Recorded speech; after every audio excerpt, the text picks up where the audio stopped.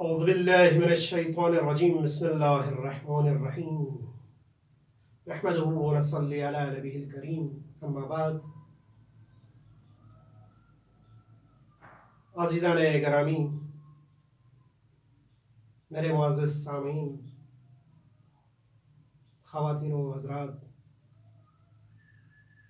رمضان کے بابرکت مہینے میں ایک ایسا مہینہ خداوند متعال نے ہمیں عطا کیا جس میں رحمتیں برکتیں ہم پر نازل ہوتے ہیں۔ تو اس مہینے میں روزہ جب آپ اور میرے ذہن میں تصور آتے ہیں تو اس روزے کے کچھ طور و طریقے ہوتے ہیں، کچھ ایسے چیزیں ہوتے ہیں جس سے روزہ باطل ہو جاتے ہیں، کچھ ایسی چیزیں ہیں جو رمضان المقدس میں انجام دینا ہوتا ہے۔ تو سب سے پہلے رمضان کے جو احکام ہیں ان میں سے ہم خود روزے کے اقسام کو بیان کریں گے۔ روزہ کے کچھ اقسام ہیں۔ سب سے پہلا روزہ واجب ہے، واجب روزے، جیسے ماہ رمضان کے روزے، جیسے کوئی نذر و عہد کرتے ہیں تو وہ بھی کیا ہوتا ہے، اس دن کا روزہ بھی اس پر واجب ہو جاتا ہے، اور بہت سارے روزے جو انسان پر واجب ہوتے ہیں۔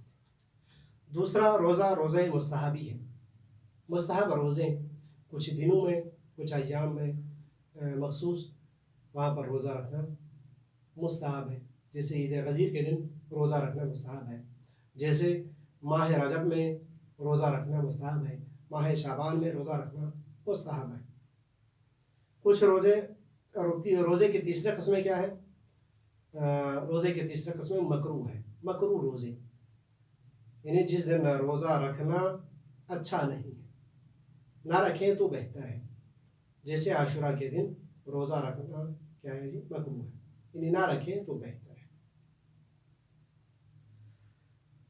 پھر روزے کے جو چوتھی قسم ہے حرام روزے ہیں، جن کا رکھنے سے خدا ناراض ہے، خدا نے اس دن روزہ رکھنے کو حرام قرار دیا ہے، جیسے عید الفطر کے دن، عید قربان کے دن روزہ رکھنا کیا ہے، یہ دونوں دنوں میں روزہ حرام ہے۔ یہ تو روزے کے اقسام ہو گئے۔ اب ہم روزے کے جو اقسام میں سے سب سے پہلے قسم ہم نے بیان کیا وہ ہیں واجب روزے۔ واجب روزوں کی کتنے قسم ہیں؟ واجب روزوں کے کچھ قسمیں ہیں۔ سب سے پہلا قسم رمضان المبارک کے واجب روزے، جو سال میں ایک مہینہ انسان پر واجب ہوتے ہیں۔ دوسرا واجب روزوں میں سے روزہ وہ ہے جو قضا روزے ہیں۔ ماہ رمضان میں جو انسان روزہ نہیں رکھ سکا بیماری کی وجہ سے، سفر کی وجہ سے، کسی اور علت سے، تو وہ انسان بعد میں ان روزوں کے قضا اس انسان پر واجب ہے۔ تیسرا روزہ کفارے کے روزے ہیں، وہ بھی انسان پر واجب ہے۔ چوتھا روزہ والدین کے قضا روزے ہیں، ماں باپ کے جو قضا روزے رہ چکے ہیں اور وہ دنیا سے جا چکے ہیں، تو بڑے بیٹے پر ان کے روزوں کے قضا انجام دینا ان پر واجب ہے۔ پانچواں قسم روزے کے جو روزہ واجب ہے ہم پر، وہ ہے نذر و عہد و قسم کی وجہ سے کچھ روزے ہم پر واجب ہو جاتے ہیں۔ میرا فلان کام ہو گیا تو پھر میں روزہ رکھوں گا، واجب قربت نہیں ہوگا، یہ روزے ہم پر واجب ہوتے ہیں۔ اس کے بعد روزے کے قسموں میں سے جو ہم پر واجب ہے وہ ہے اعتکاف کے تیسرے دن کا روزہ۔ پہلے اور دوسرے دن کا روزہ واجب نہیں ہے، اگر آپ نے 2 دن اعتکاف میں بیٹھ گیا تو تیسرا دن آپ پر واجب ہے، تیسرا دن روزہ رکھنا آپ پر واجب۔ اور آخری قسم جو واجب کا ہے وہ ہے حج تمتع کے بدلے میں، حج تمتع کے دن قربانی کے بدلے میں جو روزہ رکھا جاتا ہے، آپ قربانی دینے کے استطاعت نہیں رکھتے تو اس دن اس کے بدلے میں انسان پر ایک روزہ واجب ہو جاتا ہے۔ یہ واجب روزے ہیں جو انسان پر واجب ہیں۔